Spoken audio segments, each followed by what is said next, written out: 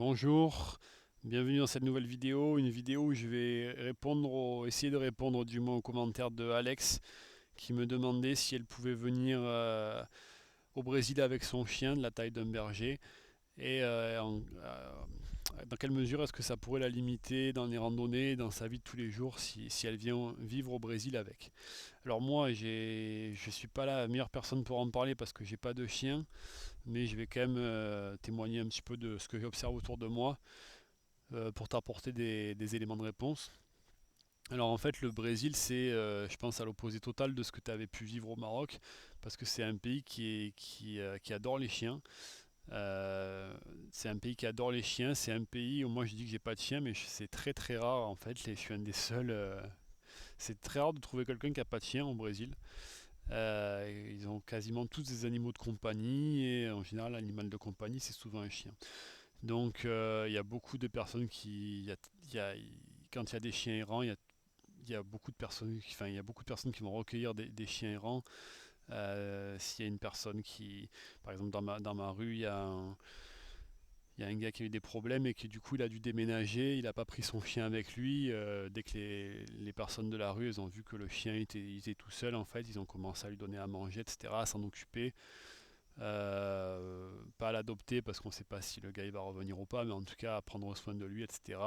Et puis s'il s'avère qu'il ne revient pas, le gars en question, le maître, c'est sûr qu'il y a quelqu'un qui va le récupérer chez lui. Et voilà, les gens ici, ils vont pas laisser un chien comme ça souffrir. Il y a toujours des personnes qui vont avoir beaucoup d'empathie pour les chiens. C'est pas tout beau tout rose non plus. C'est comme partout, il y a des personnes qui ont des cœurs un peu plus durs que d'autres, mais en tout cas, c'est quand même un pays où il y a beaucoup d'empathie envers les animaux, envers les animaux domestiques, envers les chiens. Et j'ai pas les statistiques, mais je sais que le Brésil, c'est un des pays du monde où il y a le plus d'animaux de compagnie par habitant. Il y a beaucoup de familles qui considèrent le chien comme un membre de la famille à part entière, quoi. D'ailleurs, quand je me promène en ville, il y a souvent enfin de partout en fait, il y a des petits shops. Petit shop, c'est des magasins pour chiens. Des magasins pour chiens où on va trouver de la nourriture, on va trouver tout ce qui est lié aux soins des chiens. Et ça, il y en a de partout. Il y en a même plusieurs par quartier en général.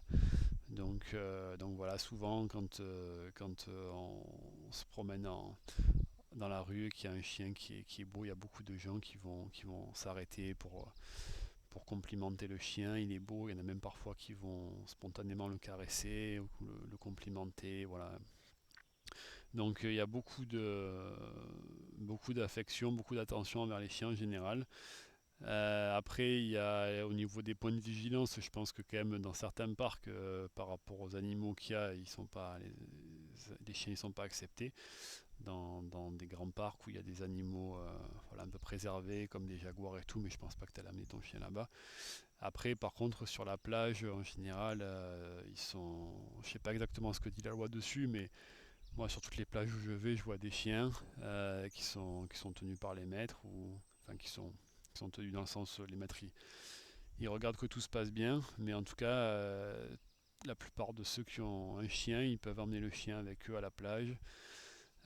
C'est Et puis voilà, tant que le chien n'embête personne, tout va bien. Au contraire, il y en a plein qui vont trouver ça mignon de voir le chien qui s'amuse dans l'eau.